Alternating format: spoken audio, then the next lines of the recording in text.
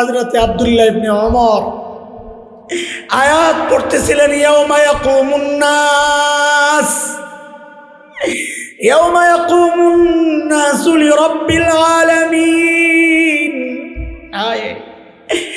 আল্লাহর সামনে সব মানুষ দাঁড়াইতে হবে। আরে আব্দুল্লাহ ইবনে ওমরের কি চিন্তা, আয়াত পড়তেছেন, কাঁদতেছেন, কাঁদতে কাঁদতে আব্দুল্লাহ ইবনে ওমর বেহুশ হয়ে পড়ে গেছে। আল্লাহর সামনে কেমনে দাঁড়াবো? কেন এত ভয় কেন ছিল? কারণ তারা আরো দুইটা আয়াত সম্পর্কে অবগত ছিল যে ওই দুইটা আয়াত কত কঠিন। আল্লাহর ইলমের স্ক্যানিং মেশিনে অনেক বান্দা ধরা পড়ে যাবে। এমনি দুনিয়ায় জানে বহুত বড় আল্লাহওয়ালা, আল্লাহ জানেন ভিতরটা। আল্লাহর সামনে দাঁড়াইলে কোন কোন বান্দা সম্পর্কে আল্লাহ বলবেন, ওয়াকিফুহুম ইন্নাহুম মাসউলুন।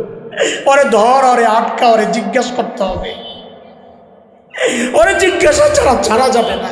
হায় যদি জিজ্ঞাসার সামনে দাঁড়াইতে হয়, বাঁচার কোনো উপায় নাই। জিজ্ঞাসাবাদের পর যখন দেখা যাবে অপরাধ বেশি, তখন যদি এই আয়াতটা আল্লাহ খালি শোনায়া দেন, তাইলে সব শেষ। ওয়ামতাজুল ইয়াওমা আইয়ুহাল মুজরিমুন। ও অপরাধীরা, তোরা আজকে আলাদা হয়ে যা, তোদের রাস্তা গন্তব্য জাহান্নামের দিকে, যা, আলাদা হয়ে যা। এই ডাকটা না শুনতে হয় আবার। নাউযুবিল্লাহি মিন যালিক। আল্লাহর সামনে দাঁড়াতে হবে, এই ভয়ে যদি কেউ নিজেকে গুনাহ থেকে বাঁচায়া রাখে, তো আল্লাহ বলেন এটা এত দামি কাজ, এই কাজটা যে করবে ফাইন্নাল জান্নাতা হিয়াল মাওয়া, তো আল্লাহ বলেন নিশ্চয়ই জান্নাতই হবে তার একমাত্র ঠিকানা। আল্লাহর চাওয়া আমাদের কাছে আমরা যেন আল্লাহর ভয়ে গুনাহ থেকে বেঁচে থাকি। কিন্তু আল্লাহর এমন কিছু বান্দাও ছিলেন, এখনো আছেন, যারা শুধু গুনাহ থেকে বেঁচে থাকেন না, গুনাহ থেকে তো বেঁচে থাকেনি, আরো অতিরিক্ত একটা বিষয়, সেটা হচ্ছে আল্লাহর ভয়ে আল্লাহর সামনে দাঁড়াতে হবে। এই ভয়ে তারা শুধু কেঁদেছেন আর কেঁদেছেন, কেঁদেছেন আর কেঁদেছেন। এমনকি নবী আলাইহিস সালাম এক বড় দামি এক নিয়ামত, চোখের পানি। এখন আমরা পানির পানি গুলায় ফেলি। চোখের পানির নানা রকমের পদ আছে, সব পানি আবার দামি না, কিছু পানি হারামও আছে। বিখ্যাত আলিম হযরত ইয়াজিদ ইবনে মাইসারা এই কান্নার প্রকার ভেদ করেছেন তিনি। প্রসঙ্গক্রমে বলে দেই আমিও আপনাদেরকে, যেন যে কোনো কান্নাকেই আমি আবার দামি পানি মনে না করি। তো তিনি বলেন, মানুষ যে কান্না করে 7টা কারণে কান্না করে। কয় কারণে বলেন তো? আজকে একটা নতুন পড়া মুখস্থ করে আপনাদের। কয় কারণে কান্না করে? কিছু আছে প্রশংসিত, কিছু আছে নিন্দনীয়, আবার কিছু না প্রশংসা তার জন্যে, না নিন্দা, বাস এটাকে বলে মুবাহ। আমরা সাধারণত এই 7 কারণেই কান্না করি। যত কান্না আছে দেখবেন এর আওতায়। সব কান্নার প্রশংসাই আল্লাহ করেন নাই, সব কান্নার প্রশংসাই নবী আলাইহিস সালাম করেন নাই। সব চোখের পানি এর প্রশংসা নবী আলাইহিস সালাম করেন না, আর সব চোখের পানি এত দামিও না। আমরা যেন গোলায় না ফেলি, কাঁদতেছি এক কারণে আর ভাবতেছি আমার জান্নাত বুঝি হয়ে গেল, আমার জান্নাত বুঝি, আমার জাহান্নামের আগুন বুঝি নিভে গেল, এই ধোকায় না পড়ি। তো কান্না কয় প্রকার? বাদাম নি খাও, ঠিক আছে, আরেক দিকে চায় গেছে, চাওয়া গেছে, খাওয়া বন্ধ, খাওয়া বন্ধ, খাইলে বাইরে যায়, মজলিসে খাওয়া যাবে না।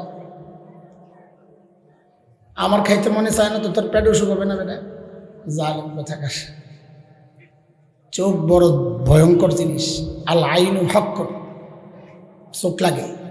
আমার যদি মনে চায় তো তোমার অবস্থা কাহিল, রাতে বাসায় যায় আর ঘুমাইতে পারবা না সারা রাত। এমনিও যে দূর দেখছি যাওয়ার সময় স্যালাইন দুইটা নিয়ে যাই।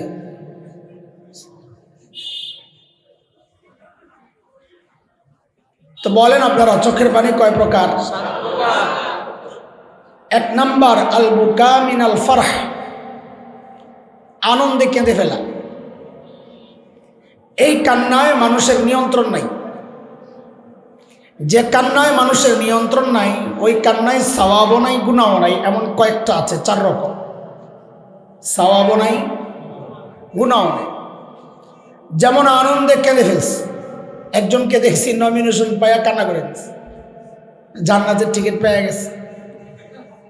আর একজনকে দেখলাম তার নমিনেশন বাদ হয়ে গেছে, ওই অফিসে মাঠের মধ্যে গড়াগড়ি খেয়েছে, জান্নাত হারিয়ে গেছে। তো আনন্দের কান্না, এটার নমুনা আমাদের কাছে অনেক। পরীক্ষায় পাশ করছে, খুশি কান্না করে দিচ্ছে। বড় কিছু পাওয়া গেছে, বড় চাকরি, ভিসা হয়ে গেছে, খুশিতে কান্না করে দিচ্ছে। এই কান্না, এটার উপর মানুষের কোনো নিয়ন্ত্রণ নাই। যে কান্নায় মানুষের নিয়ন্ত্রণ নাই এটার মধ্যে সওয়াবও নাই, বলেন গুনাহ। এই আনন্দের কান্নায় আবার মনে করে না যাক চোখের পানি কিছু পড়লো, এগুলো দিয়ে আমার জাহান্নামের আগুন নিভা যাবে, ওই ধোকায় পড়েন না। 2 নাম্বার আল বুকা মিনাল হুজন, কষ্ট পাইছে হৃদয়ে, এই কষ্টের কান্না। এটার উপরও মানুষের নিয়ন্ত্রণ নাই। কষ্টে ছেলে মারা গেছে কান্না করে দিছে, মা মারা গেছে কান্না করে দিছে। যার কারণে নবী আলাইহিস সালামের ছেলে হযরত ইব্রাহিম রাদিয়াল্লাহু আনহু যখন মারা যান, তো নবী আলাইহিস সালামের চোখ দিয়া ঝরঝর করে পানি পড়তেছে, আইনান তাজরিফান, পানি পড়তেছে। হযরত আব্দুর রহমান ইবনে আউফ রাদিয়াল্লাহু আনহুর কাছে বিষয়টা একটু কেমন কেমন লাগতেছে। কারণ আগে নবী আলাইহিস সালাম বলেছেন সে আমাদের কেউ না যে শোকে মাতম করে, বুক চাপড়ায়, কাপড় ছিঁড়ে চেহারায় আঘাত করে। তো হযরত আব্দুর রহমান ইবনে আউফ চিন্তা করতেছেন নবী না এগুলা নিষেধ করছেন, এখন দেখি নবী কাঁদতেছেন। তো জিজ্ঞেস করছেন আনতা ইয়া রাসূলুল্লাহ, আপনিও? তো নবী বুঝছেন আমার সাহাবী আমার কথা বুঝে নাই। তো বলতেছেন ইন্নাল আইনা তাদমা ওয়াল কলব তাহজুন, চোখ এটা দিয়ে পানি আসবেই কষ্ট পাইলে, কলব সে কষ্ট পাবে, এটা আমার নিয়ন্ত্রণে না। মানে যা আমার নিয়ন্ত্রণে না তার জন্য কোনো নিন্দা নাই, এটা হবেই। তাহলে কয় কান্না গেল ভাই? কয়টা?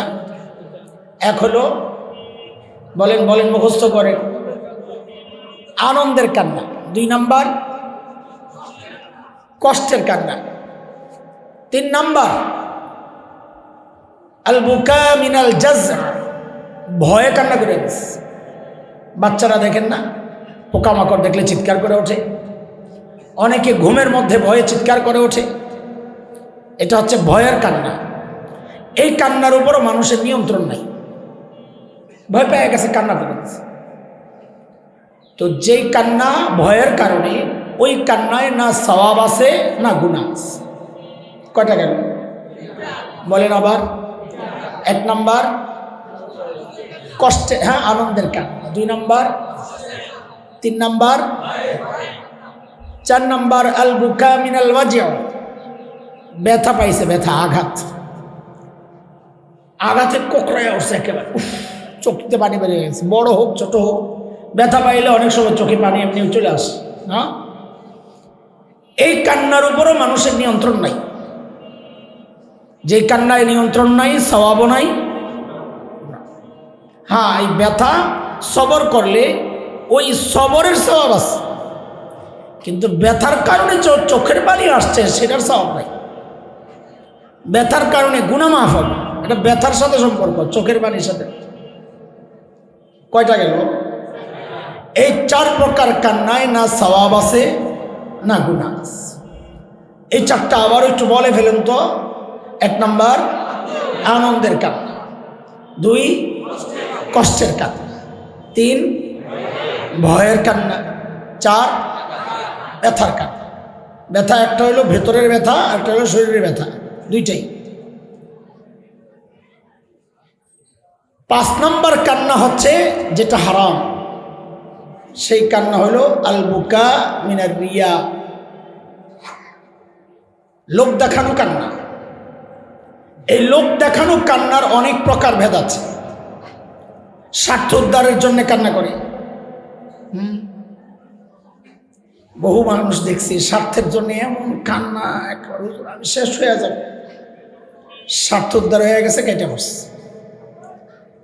অনেক মা বোন আছে স্বার্থ উদ্ধারের জন্যে আস্তে চোখ দিয়ে বরবর করে পানি পড়তে থাকে, মনে হয় যেন ছিদ্র বড়, চোখের ছিদ্র বড়, কান্না করতেই থাকে। এই কান্না এর সওয়াব তো নাই, বরং এটা একটা ধোঁকা। অনেক সময় স্বার্থ উদ্ধারের জন্য কান্না করে, অনেক সময় মানুষ পিঠ বাঁচানোর জন্য একটা ফাঁকির কান্না দেয়, পিঠ বাঁচানোর জন্য। যেমন হযরত ইয়াকুব আলাইহিস সালামের ছেলেরা ভাই ইউসুফকে মেরে আসছে, মেরে না মানে ফালাই দিয়ে আসছে। এখন বাবার কাছে কি জবাব দিব? তো রাতে আইসাই কান্না শুরু করছে। সন্ধ্যায় কোরআনে আসছে সূরা ইউসুফ, ওয়াজাউ আবাহুম ইশাআন ইয়াবকুন ক্বালু ইয়া আবানা ইন্না যাহাবনা নাস্তাবিকু ওয়া তারাকনা ইউসুফা ইনদা মাতাইনা ফাআকালাহু الذئب وما أنت بمؤمن لنا ولو كنا صادقين।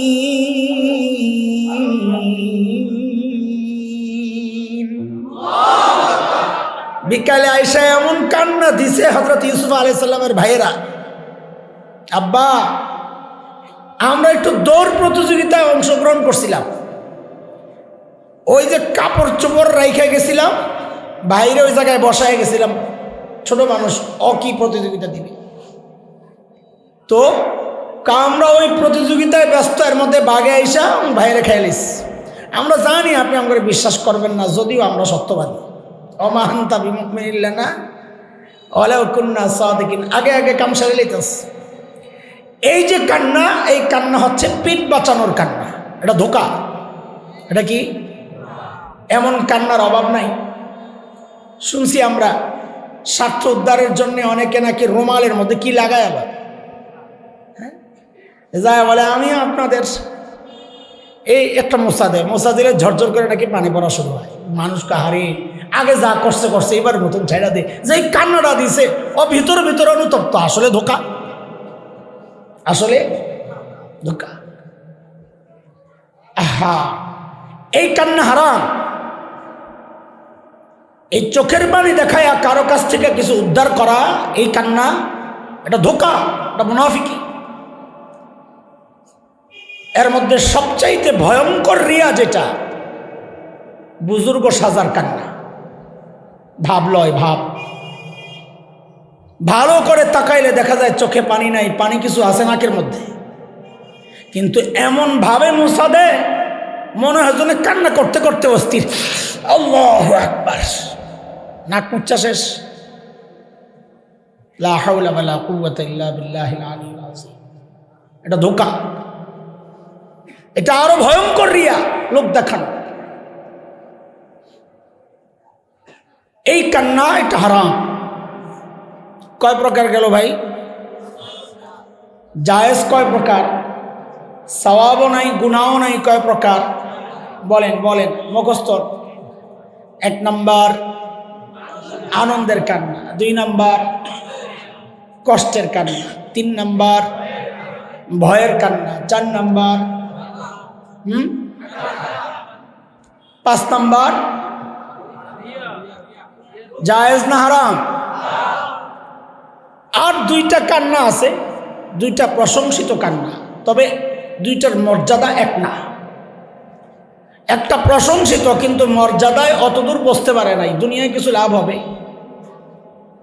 আরেকটার মর্যাদা অনেক। 6 নম্বর হচ্ছে আল বুকা মিনাশ শুকর, আল্লাহর পক্ষ থেকে কিছু নেয়ামত পাইস, কথার কথা, ছেলে হাফেজ, শুকরিয়া আল্লাহর, কান্না করে দিস। অনেক আছে নেয়ামত, আমল করতে পারলেও কান্না করে দেয়, আল্লাহ তুমি সুযোগ দিছো তাই করছি।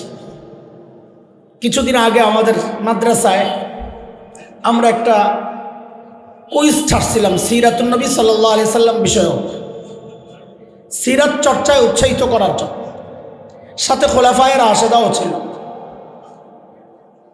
তো প্রথম পুরস্কার আমরা ঘোষণা দিছি, যে ফার্স্ট হবে তাকে আমরা উমরায় পাঠাবো। চলে গেছে, সুবহানাল্লাহ কইতেছেন, আবার আশাবাদী হয়েন না, এটা চলে গেছে।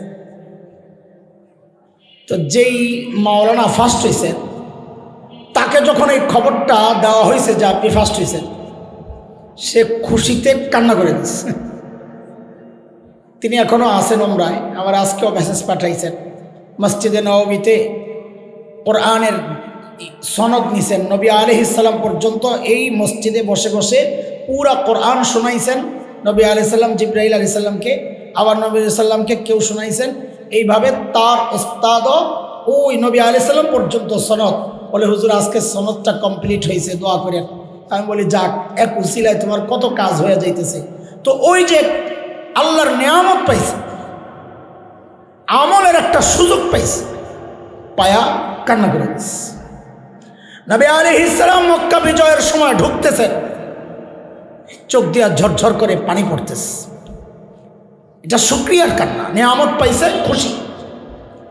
এই শুকরিয়ার কান্না এটা প্রশংসিত, তবে আরেকটা কান্নার মর্যাদার দিক থেকে এক না।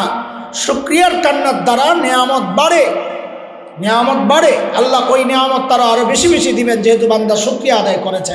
কিন্তু একটা কান্না আছে, যেই চোখের পানির এক ফোঁটার দাম সারা দুনিয়া দিয়ে দিলেও এক ফোঁটার সাথে বরাবর হবে না।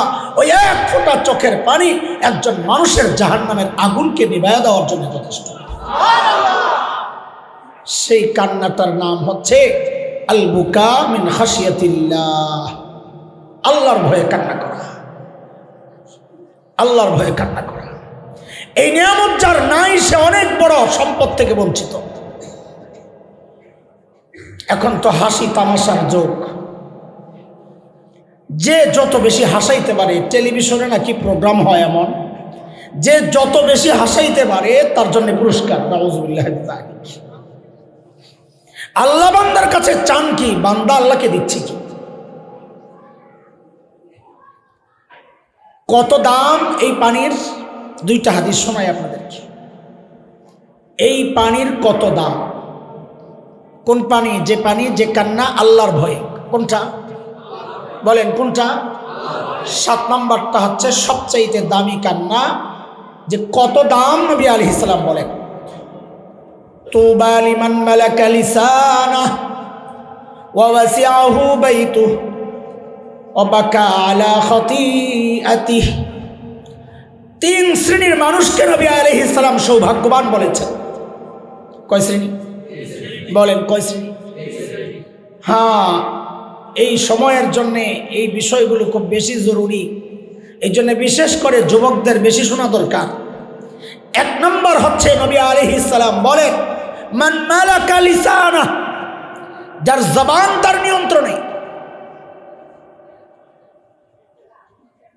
এক ভয়ঙ্কর ফিতনা এটা, ভাইরাস এই সমাজের রন্ধ্রে রন্ধ্রে, এমনকি বিশেষ শ্রেণীর মধ্যে ছড়ায় আছে। 2 জন একসাথে বসছে, অটোমেটিক তৃতীয় আরেকজনের আলোচনা চলতেছে।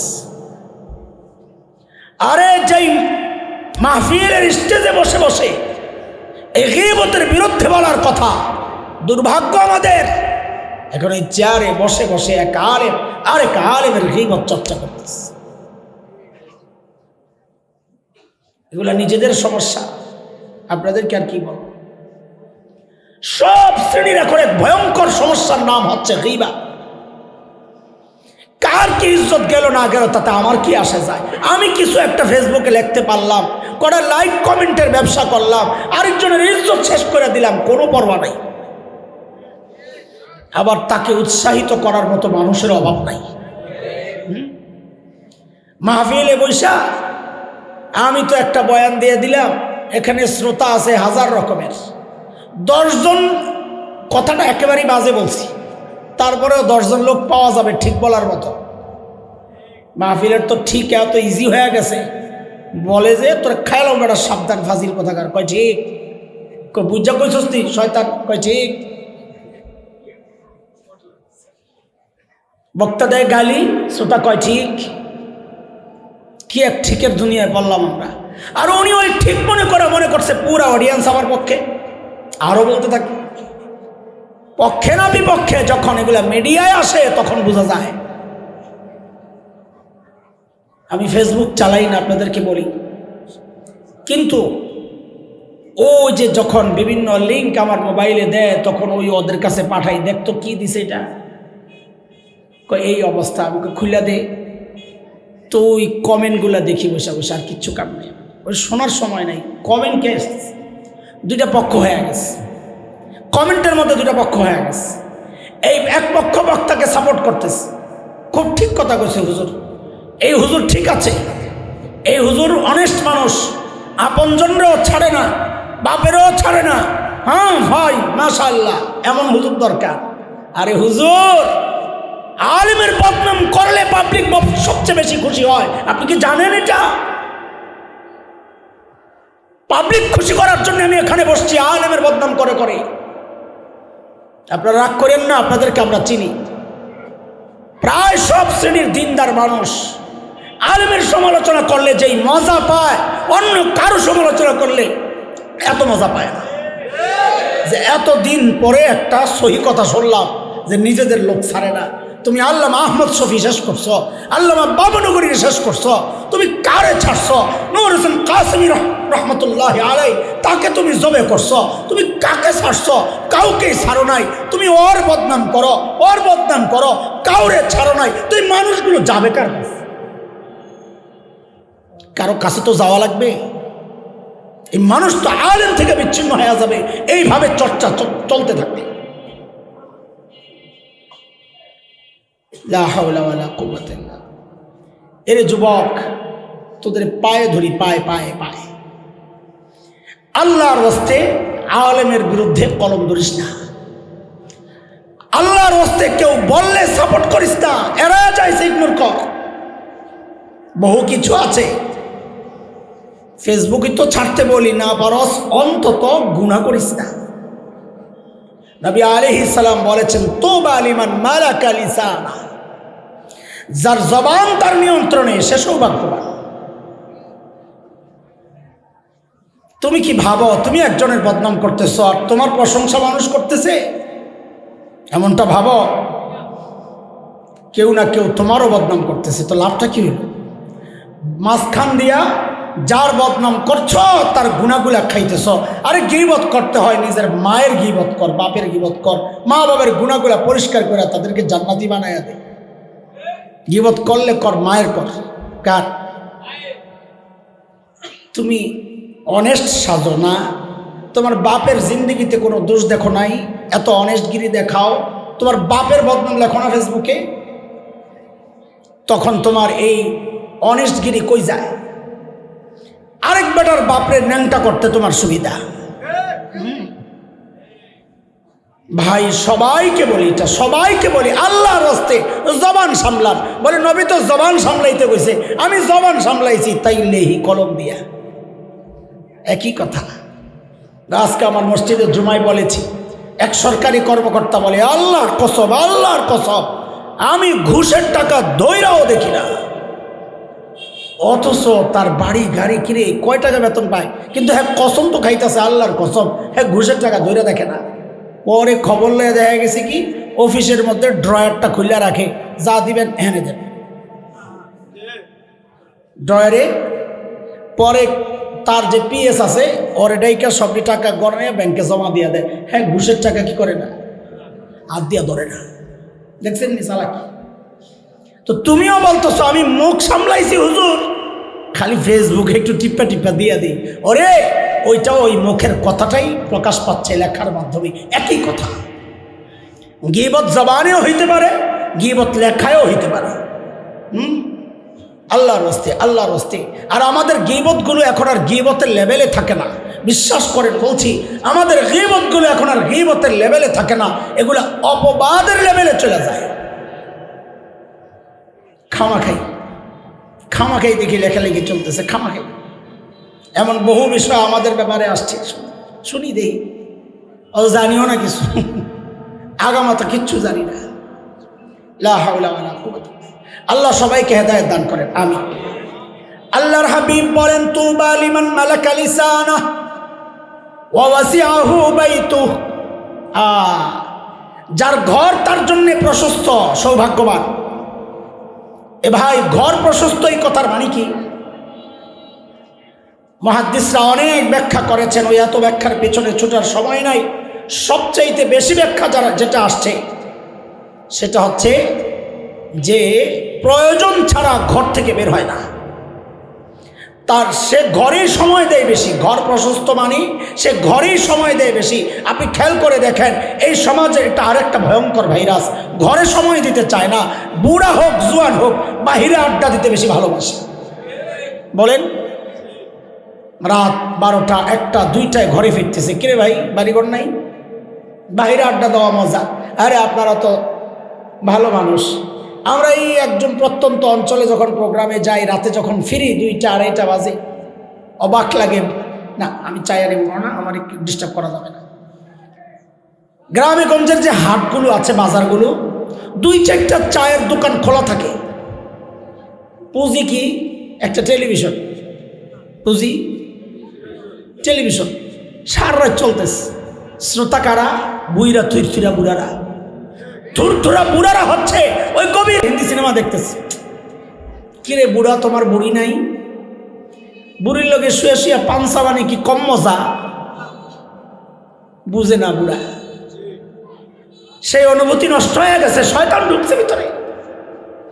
যুবকরা এখন বাহিরে বাহিরে আড্ডা দেওয়া এখন একটা ফ্যাশন হয়ে গেছে। এটা সুযোগ পাইলে হুন্ডালিয়া ভটা। আমরা অবাক হই, মাঝে পদ্মায় দেখা যায় যুবক যুবতী হুন্ডালিয়া দৌড়। কি কিরে, তোদের বাড়িঘর নাই? ইউনিভার্সিটির ভিতর দিয়ে আমার বাসায় যেতে হয়, ভিতরে ছেলে মেয়ে, এই গভীর রাতে যুবতী মেয়েরা বসে বসে আড্ডা দিচ্ছে। আল্লাহ, এরা কাদের সন্তান? কাদের সন্তান? আরে এটা তো ঘরের বাহিরের কথা বললাম। এখন তো এমন এক পরিস্থিতি আসছে, মানুষ ঘরে থেকেও নাই, পাশাপাশি স্বামী স্ত্রী শোয়া, বউ একদিকে ফেসবুক চালাইতেছে, সে আছে আমেরিকায়, জামাই একদিকে ফেসবুক চালাইতেছে, সে আছে ইউরোপে, পাশাপাশি চুইয়া, শরীর তো এখানে, মন আরেক জায়গায়। দেখছেন অবস্থা? মহব্বত আসবে কোত্থেকে? বিছানায় একসাথে নাই তো মহব্বত আসবে কোত্থেকে? অথচ নবী আলাইহিস সালাম ওইটা দিয়েই খোঁচা দিছেন, বউ মারো, আবার এই বাড়ির কাছে রাত্রে যায় থাকবা। খোঁচাটা বুঝছেননি? তো এখন তো রাত্রে শুয়াও বেড়ির সাথে নাই, তো তোমার মহব্বতটা আসবে কোত্থেকে? তো লাগে গন্ডগোল। এই জন্য নবী আলাইহিস সালাম বলেছেন, নিজের ঘরকে নিজের জন্য প্রশস্ত বানাও, মানে হচ্ছে ঘরে সময় দাও, ঘরে সময় দাও। প্রয়োজন ছাড়া ঘর থেকে বের হইও না। আর কেনই বের হবো? বাহিরে গেলেই তো বাহিরে গুনাহ। আরে আল্লাহর বান্দা, বাহির হইলেই তো গুনাহ। ডাইনে বামে সামনে পেছনে যেদিকে তাকাই গুনাহ আর গুনাহ, গুনাহ আর গুনাহ, গুনাহ। থাকেন না ঘরে? যুবক, থাক না একটু মায়ের কাছে, একটু মার খিদমত কর না। আরে মা শুয়ে গেলে একটু মাথায় তেল মেখে দে না রে, বাবার পাটা একটু টিপে দে না রে। আরে তোর অনাগত ভবিষ্যতের কথা চিন্তা করে এই পাগুলা সারাদিন দৌড়াইছে, ওই পাড়ার একটু টিপা দে না রে। কই কই ঘুরতেছিস? আল্লাহর হাবিব বলেন, 3 নম্বর সৌভাগ্যবান, অবাকা আলা খাসি আলা খাতিআতি। ওই ব্যক্তিও সৌভাগ্যবান যে নিজের গুনাহগুলা মনে করে করে আল্লাহর কাছে কান্না করে। নবী সাল্লাল্লাহু আলাইহি ওয়াসাল্লাম বলেন না, আপনারা চুপচাপ থাকেন, খালি বলেন না সাল্লাল্লাহু। আমাদের বড় বদভ্যাস হয়ে গেছে। আমরা কিয়ামের বিরোধিতা করতে করতে, ওই মিলাদে লাফালাফির বিরোধিতা করতে করতে এখন আমরা নিজেরাও দুরূদ পড়া ছেড়ে দিছি। বাড়াবাড়ি যেমন খারাপ, ছাড়াছাড়িও তো খারাপ। সিরাতে মুস্তাকিম কাকে বলে? মা বাইনাল ইফরাত ও তাফরিদ। হুজুররা বুঝছে এটা, আর আপনারা বুঝেন যেটা মা বাইনাল বাড়াবাড়ি অল ছাড়াছাড়ি। বাড়াবাড়ি আর ছাড়াছাড়ির মাঝামাঝিটার নাম হচ্ছে সিরাতে মুস্তাকিম, যে রাস্তা ধরে জান্নাতে যাবো ইনশাআল্লাহ। এই হচ্ছে চোখের পানির দাম। নবী আলাইহিস সালাম বলেছেন, যারা আছে সে সৌভাগ্যবান। আরেকটা হাদিস শুনেন, হযরত আব্দুল্লাহ ইবনে আব্বাস রাদিয়াল্লাহু আনহুমা বর্ণনা করেন, আইনান লা তামাসসাহুমান নার, আইনুন বাকাত মিন খাশিয়াতিল্লাহ ওয়া আইনুন বাতাত তাহরুসু ফি সাবিলিল্লাহ। নবী আলাইহিস সালাম বলেছেন, দুই রকমের চোখ, কখনো এই দুই রকমের চোখকে জাহান্নামের আগুন স্পর্শ করবে না। সুবহানাল্লাহ। আল্লাহ এই নিয়ামত দান করো সবাই, বলেন না। কয় রকমের চোখ? আল্লাহ এই দুই চোখ চাই আমরা, বলেন না আমি। এই দুই রকমের চোখ, যেই চোখকে জাহান্নামের আগুন স্পর্শ করবে না। কি বুঝছেন? মানি যে আল্লাহ আমারে জাহান্নামে দেওয়ার সময় চোখটিরে খুললে জান্নাতে দিয়ে দিব, এমনটা মনে করছেন নাকি? না না, ওই চোখওয়ালাই জাহান্নামে যাবে না। অর্থ কি? ওই চোখওয়ালাই জাহান্নামে। কয় রকমের চোখ? বলেন কয় রকমের চোখ? দুই রকমের। এক নাম্বার, আইনুন বাকাত মিন খাশিয়াতিল্লাহ, যে চোখ আল্লাহর ভয়ে কান্না করে। নবী আলাইহিস সালাম বলেন, ওই চোখকে জাহান্নামের আগুন কখনো স্পর্শ করবে না। আল্লাহু আকবার। দুই নাম্বার, নবী আলাইহিস সালাম বলেন, ওয়া আইনুন বাতাত তাহরুসু ফি সাবিলিল্লাহ।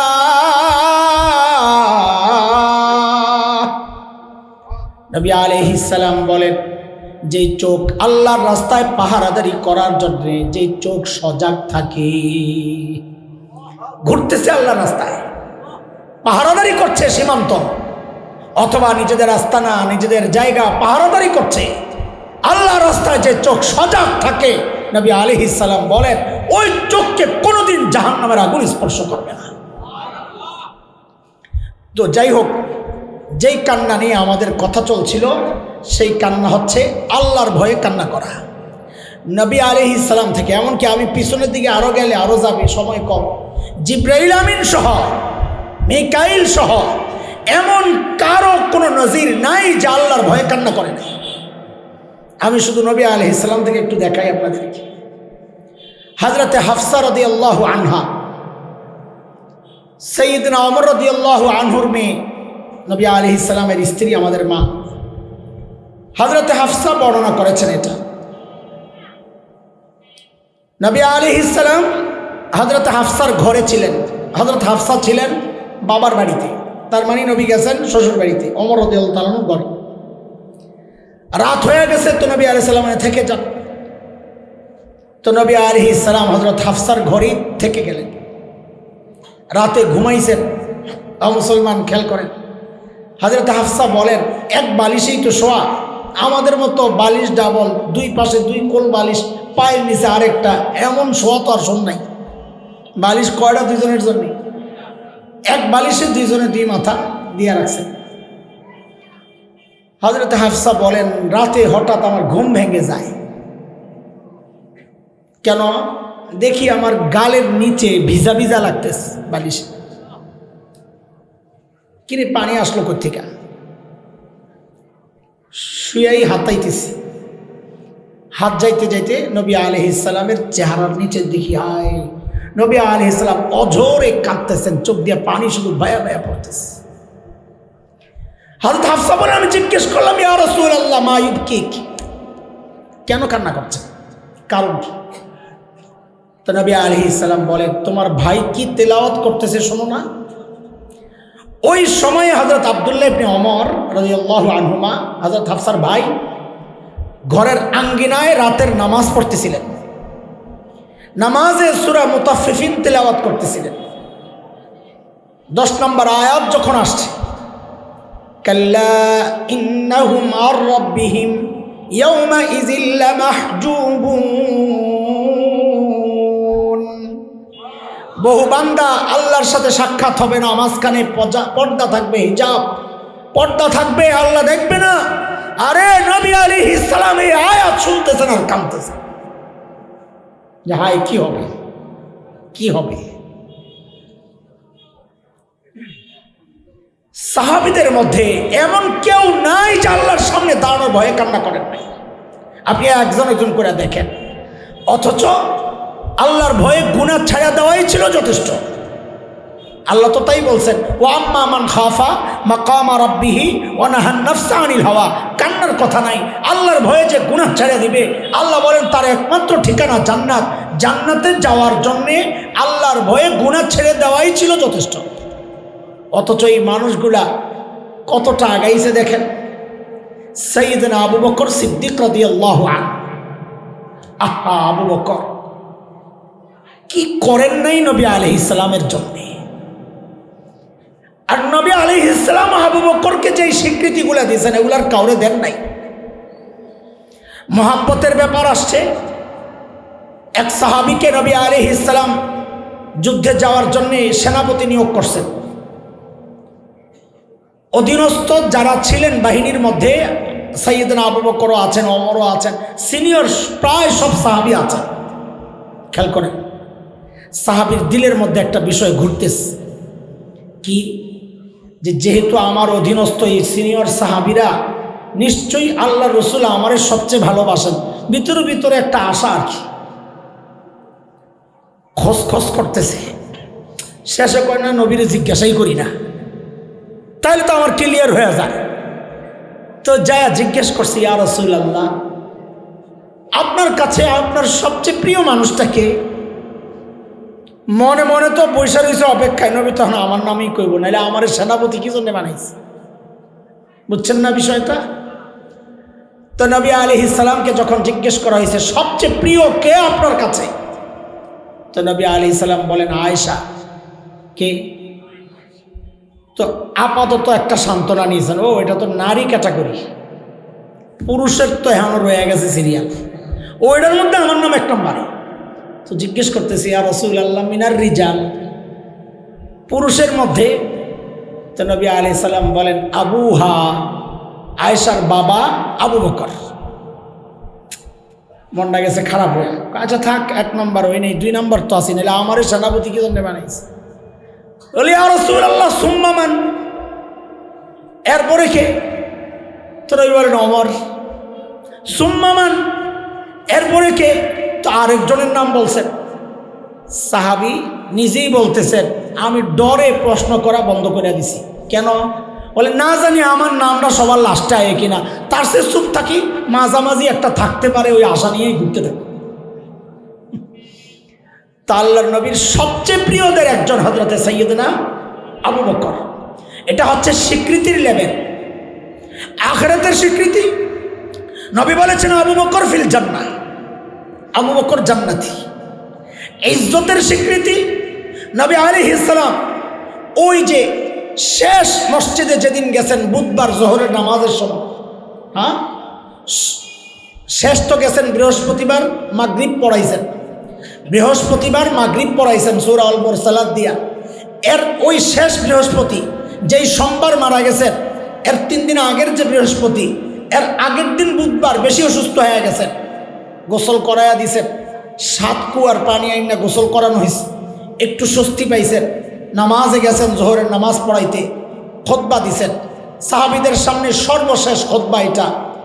ওই খুতবার মধ্যেও নবী আলাইহিস সালাম বলেছেন, ইন্না আমান্নান নাস আলাইয়া বিসুহবাতিহি ওয়া মালিহি আবু বকর। আরে আমার উপর তার সঙ্গ দিয়া, মাল দিয়া সবচেয়ে বেশি দয়া করছে আবু বকর। মসজিদে নববীতে ঢুকার আলাদা আলাদা দরজা ছিল, এটা দিয়ে ওমর ঢোকে, বাবে ওমর, এটা দিয়ে অমুক ঢুকে, যার যার সুবিধা মতো দরজা বানায় দিয়েছে। নবী আলাইহিস সালাম ওই জোহরের পরের ভাষণে বলে দিলেন, আজকের পরে সব দরজা বন্ধ করে দিবা, এত দরজা মসজিদে থাকবে না। হ্যাঁ, তবে আবু বকর যেই দরজাটা দিয়ে ঢুকে ওটা বন্ধ করো না, ওটা খোলা রাখো। আবু বকর সুবহানাল্লাহ, সুবহান। আর এতটা স্বীকৃতি পাবেন না কেন? আবু বকরের পাগলামিগুলোও তো কম না। খবর আসছে তোমার দোস্তরে মেরে লইতেছে, দৌড়ে গেছেন কাবার কাছে, যায় শুধু এতটুকু বলছেন, আতাকতুলুনা রাজুলান আন ইয়াকুলা রাব্বি আল্লাহ। আরে একজন মানুষকে শুধু এই কারণে এইভাবে মারতে হয় যে তিনি বলেছেন আমার রব কেবল আল্লাহ, এই কারণে এইভাবে মারতে হয়?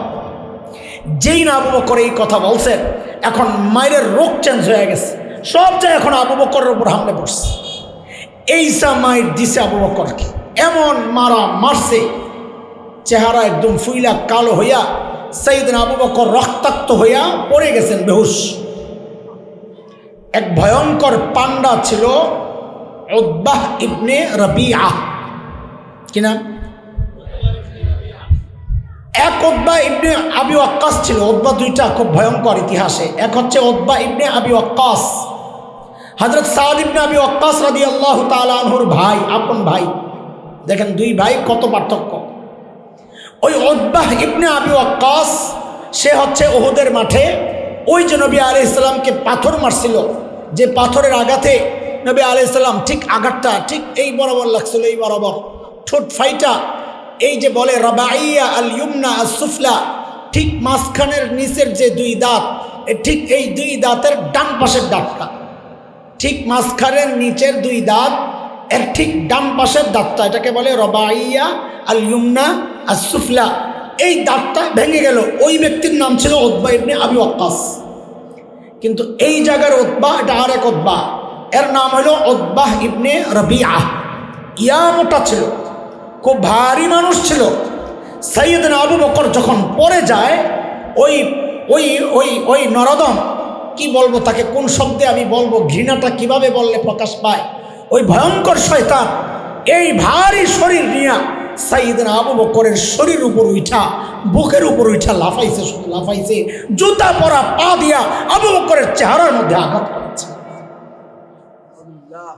আবু বকর বেহুশ হয়ে পড়ে রয়েছেন। আবু বকর রাদিয়াল্লাহু আনহুর বংশের লোক বনু তামিম, আবু বকরের বংশ ছিল বনু তামিম। বনু তামিমের লোকজন জড়ো হয়ে গেছে। ওই সময় গোত্র প্রীতি ছিল খুব কঠিন, ওরা মুসলমান হয় নাই, কিন্তু যেহেতু কুরাইশরা মারছে আবু বকরকে, বনু তামিম আবু বকরকে নিয়ে আসছে মা উম্মে খায়েরের ঘরে। মা মুসলমান হয় নাই, কিন্তু সম্পর্ক ছিন্ন করেন নাই। বাবা আবু কুহাফা মুসলমান হন নাই, সম্পর্কও রাখেন নাই, মা সম্পর্ক ছিন্ন করেন নাই। মার কাছে নিয়ে আসছে বনু তামিম, বলে দেখো যদি মারা যায়, যদি আবু বকর মারা যায়, আমরা কুরাইশদের থেকে বদলা নিব। বনু তামিম ঘরের চারপাশে বসে দিছে। রাত শেষ, আবু বকরের হুঁশ ফিরে না। পুরা একদিন আবু বকর বেহুশ পড়ে রয়েছেন ঘরের মধ্যে। একদিন পর অমুসলমান পাগলামি, দেখেন পাগলামি কারে কয়, এশক আর ভালোবাসার পাগলামি কারে কয়। আমরাও তো নিজে করে আশেকে রসুল দাবি করি, আরে আশেকে রসুল তো আবু বকর, আশেকে রসুলের মডেল তো আবু বকর। একদিন পুরা আবু বকর বেহুশ হয়ে পড়ে রয়েছেন। যে একটু হুশ ফিরছে, চোখ খুলছেন, তো মা তো দৌড়ে গেছেন। মা তো আহা, ওই যে যখন আবু বকরের কাছে গেছেন, আবু বকর রাদিয়াল্লাহু তাআলা আনহু সর্বপ্রথম উচ্চারণ, আর কিচ্ছু বলে নাই, সর্বপ্রথম উচ্চারণ, মা নবী কোথায়, নবী কোথায়? বলো তুমি কার জন্য আমরা বয়ে রয়েছি, চল। হ্যাঁ, একদিন বেহুশ থেকে উঠাই কয় নবী কোথায়? উম্মে খায়ের দুধ নিয়ে এসে এক গ্লাস, বাবা আগে খা। সাইয়েদনা আবু বকর বলেন, মা আমি আমার নবীকে না থাকা পর্যন্ত কিচ্ছু খাবো না। কারণ নবীকে মায়ের অবস্থা দেখছেন তো আবু বকর, না জানি আমার হালত হইল কিনা নবীর, না মরেই গেছে আল্লাহ জানে। বলে আমি তো জানি না নবী কোথায়। তো বলে ওমরের বোন ফাতেমা, ওর কাছে যাও, ও জানতে পারে, খবর নাও আমার নবী কোথায়। আমি নবী না দেখা পর্যন্ত কিন্তু মা কিচ্ছু খাবো না। সাল্লাল্লাহু আলাইহি ওয়াসাল্লাম, কি নবীর কি দোস্ত। উম্মে খায়ের দৌড়ে গেছেন হযরতে ফাতেমার ঘরে, হযরতে ওমরের বোন, যা জিজ্ঞেস করতেছেন, হ্যাঁ তোমার নবী কোথায়? ফাতেমা চিন্তা করছে, উম্মে খায়ের তো মুসলমান হয় নাই, তার কাছে তথ্য দেওয়া যাবে না, যদি নবী বিপদে পড়ে যান। বিশ্বাস করা যায় না, যেহেতু ঈমান নেই। ছলে বলে কৌশলে হযরতে ফাতেমা চলে আসছেন, বলে আমি আবু বকরকে দেখতে যাব। নবী কোথায় আছে আমি কেমনে বলবো, আমি কেমনে বলবো? খেয়াল করেন, কথার মধ্যে মিথ্যা নাই। নবী কোথায় আছে আমি কেমনে বলবো, মানে আমি কিভাবে বলি, বলাটা ঠিক হবে কিনা, এই উদ্দেশ্য। চলেন আমি একটু আবু বকর দেখতে যাই। আসার পর দেখতেছেন যে হ্যাঁ আসলেই আবু বকর নবী দেখতে চাচ্ছেন। তো হযরতে ফাতেমা বলেন, আবু বকর নবী আসেন হযরতে আরকাম রাদিয়াল্লাহু আনহুর ঘরে লুকায়া আছেন, কাফেররা খোঁজে মারার জন্য লুকায়া আছে। বলে আমারে নিয়ে চল। বলে যাবা কেমনে, তুমি তো দাঁড়াইতেই পারো না। পাকাস করে না আবু বকরের, দাঁড়াইতে পারে না, মাইরা একদম দাঁড়াইতে পারে না আবু বকর। পর্দার আয়াত তো তখন নাজিল হয় নাই। এক হাত উম্মে খায়রের কান্দে, আর এক হাত হযরতে ফাতেমার কান্দে, দুইজনের কান্দে এরকম ভর দিয়া আবু বকর চেঁচায়া চেঁচায়া ওই আরকাম রাদিয়াল্লাহু আনহুর ঘরে যায়। যখন দরজা নক করছেন, দরজা খোলার পর নবী আলাইহিস সালাম সাইয়েদনা আবু বকরের চেহারার এই অবস্থা দেখা চেনা যায় না, চেহারা এত আঘাত করেছে, আবু বকরের চেহারা তো চেনা যায় না। নবী আলাইহিস সালাম দেখাই দৌড়াই আইসা আবু বকরের এইভাবে ধইরা ঠিক আবু বকরের কপালের মধ্যে চুমা গেছে। আরে আবু বকর কোথায়? এই দৃশ্য দেখে সাহাবী সব দৌড়ে এসে আশেপাশে সবাই এসে আবু বকরের জড়াইয়া ধইরা, কেউ এদিকে চুমা খায়, কেউ এদিকে চুমা খায়, যে যেমনি পারতেছে চুমাইতেছে। আবু বকর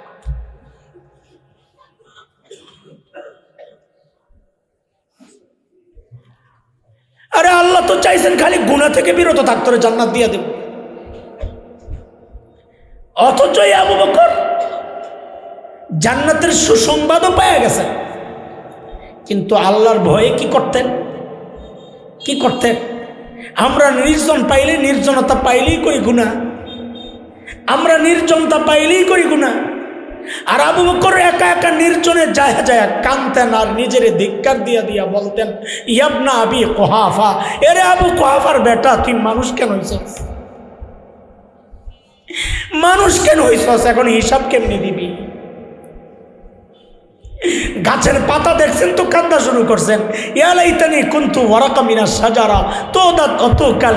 হ্যাঁ, মানুষ না হয়ে যদি এই পাতা হইতাম তো জীবজন্তু আমার চাবায়া চাবায়া খায়া ফেলতো, আমার হিসাব দেওয়া লাগতো না। এখন হিসাব কেমনি দিব?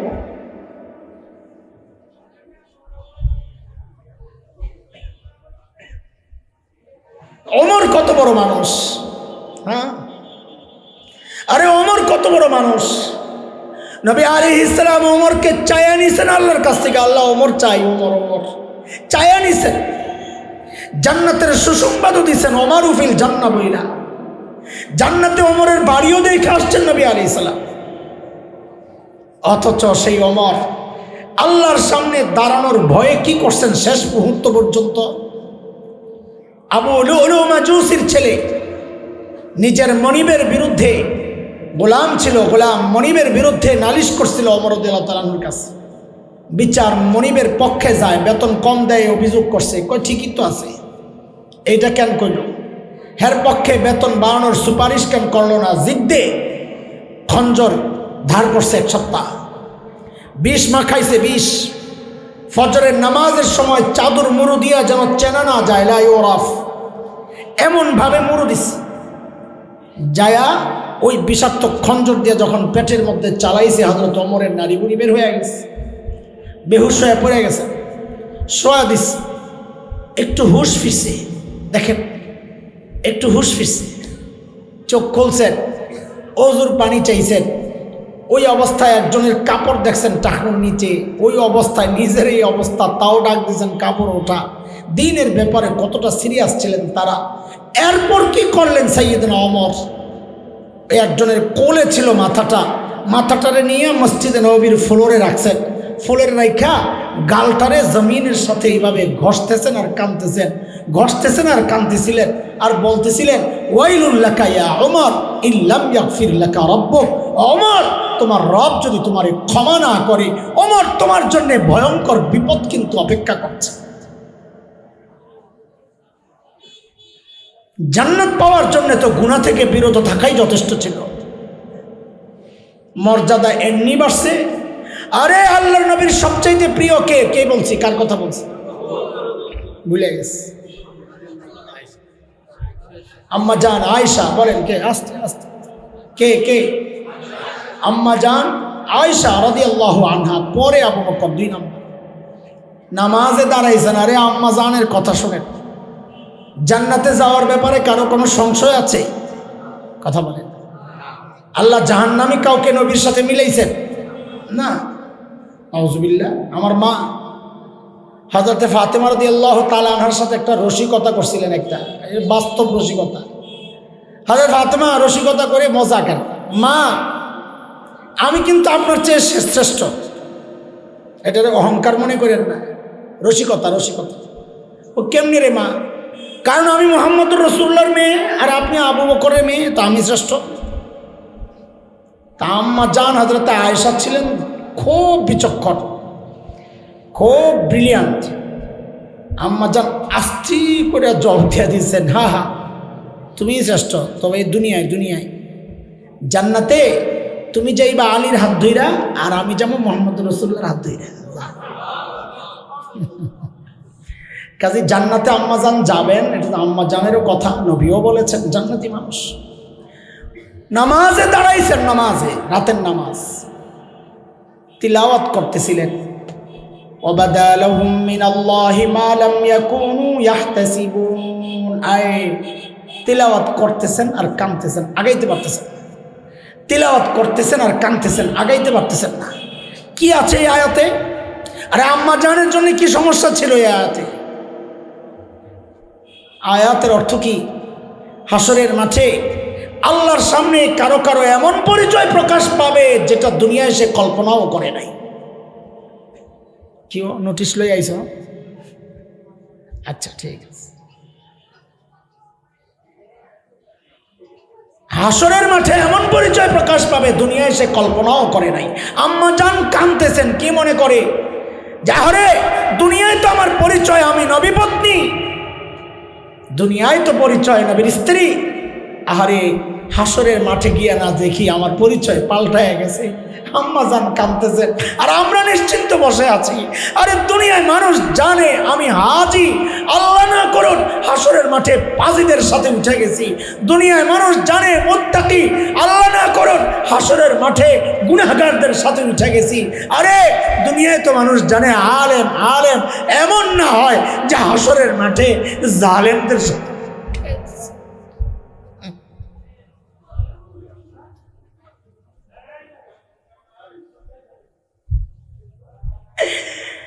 হযরতে আব্দুল্লাহ ইবনে ওমর আয়াত পড়তেছিলেন, ইয়াউমা ইয়াকুমুন নাস, ইয়াউমা ইয়াকুমুন নাসু লিরাব্বিল আলামিন। আল্লাহর সামনে সব মানুষ দাঁড়াইতে হবে। আরে আব্দুল্লাহ ইবনে ওমরের কি চিন্তা! আয়াত পড়তেছেন, কাঁদতেছেন, কাঁদতে কাঁদতে আব্দুল্লাহ ইবনে ওমর বেহুশ হয়ে পড়ে গেছে। আল্লাহর সামনে কেমনে দাঁড়াবো? কেন এত ভয় কেন ছিল? কারণ তারা আরো 2টা আয়াত সম্পর্কে অবগত ছিল যে ওই 2টা আয়াত কত কঠিন। আল্লাহর ইলমের স্ক্যানিং মেশিনে অনেক বান্দা ধরা পড়ে যাবে এমনি। দুনিয়ায় জানে বহুত বড় আল্লাহওয়ালা, আল্লাহ জানেন ভিতরটা। আল্লাহর সামনে দাঁড়াইলে কোন কোন বান্দা সম্পর্কে আল্লাহ বলবেন ওয়াকিফুহুম ইন্নাহুম মাসউলুন, ওরে ধর, ওরে আটকা, ওরে জিজ্ঞাসা করতে হবে, ওরে জিজ্ঞাসা ছাড়া ছাড়া যাবে না। আয় যদি জিজ্ঞাসার সামনে দাঁড়াইতে হয় বাঁচার কোনো উপায় নাই। জিজ্ঞাসাবাদের পর যখন দেখা যাবে অপরাধ বেশি, তখন যদি এই আয়াতটা আল্লাহ খালি শোনায়া দেন তাইলে সব শেষ। ওয়ামতাজুল ইয়াওমা আইয়ুহাল মুজরিমুন, ও অপরাধীরা তোরা আজকে আলাদা হয়ে যা, তোদের রাস্তা গন্তব্য জাহান্নামের দিকে, যা আলাদা হয়ে যা। এই ডাকটা না শুনতে হয় আবার, নাউযুবিল্লাহি মিন যালিক। ও দোস্ত, এই ডাক থেকে বাঁচতে হইলে, জাহান্নামের আযাব থেকে বাঁচতে হইলে শুধু গুনাহ থেকে বেঁচে থাকাই আমাদের জন্য যেন টার্গেট না হয়। অতীতের গুনাহ চিন্তা করে করে আল্লাহর কাছে একা একা কান্দেন, আল্লাহ মাফ করে দাও। কিন্তু এই নেয়ামত তো হারিয়ে গেছে। এই নিয়ামত তো হারিয়ে গেছে। কেন হারাইছে? আরে শরীরের চিকিৎসার জন্য ডাক্তারের কাছে যান। এই যে কলব শক্ত হয়ে গেছে, চোখের পানি নাই, এই নিয়ামতের জন্য কোন কলবের ডাক্তারের কাছে গেছেন? কোন সাহাবায়ে কেরাম তো আসতেন, সাহাবায়ে কেরাম নবীর কাছে আসতেন। আয়েশা, এই যে এক হাদিস আসছে, ইন্না রাজুলান শাকা ইলা রাসূলিল্লাহ সাল্লাল্লাহু আলাইহি সাল্লাম কাসওয়াতা কলবি। আয়েশা চিকিৎসা চাইছে, ইয়া রাসূলুল্লাহ আমার দিল শক্ত হয়ে গেছে, চিকিৎসা দেন। দিল কেন শক্ত হয়? দুইটা কথা বলে শেষ করব, খুব মনোযোগ দিয়ে দুইটা কথা। দিল কেন শক্ত হয়? বড়দের অনেক গুনাহ যখন চলতে থাকে, যত বেশি গুনাহ বাড়বে, আমল নামায় গুনাহ যত বাড়বে, দিল তত বেশি শক্ত হইতে থাকবে। এটা দিল বেশি শক্ত হওয়ার এক কারণ। 2 নাম্বার, অনর্থক হাসাহাসি দিল শক্তের কারণ। আমাদের মধ্যে এই প্রবণতা আছে, কারো কারো খামাখাই হাসে। 3 নাম্বার, কাসরাতে কালাম, বেশি বলবে, যত বেশি বলবে ফালতু কথা, দুনিয়াবি কথা যত বেশি বলবে, তার দিল তত বেশি শক্ত হবে। আরে কথা যদি বলতে হয় তো মাখলুকের সাথে বলার দরকার কি? তিলাওয়াতের মাধ্যমে, নামাজের মাধ্যমে খালেকের সাথে না কথা বলবা। সুযোগ যেখানে আছে খালেকের সাথে কথা বলার, সেখানে মাখলুকের সাথে কথা বলার টাইম নষ্ট করার দরকার কি? বলে কয়টা বললাম? দিল শক্তের ভয়ঙ্কর 3টা কথা বললাম।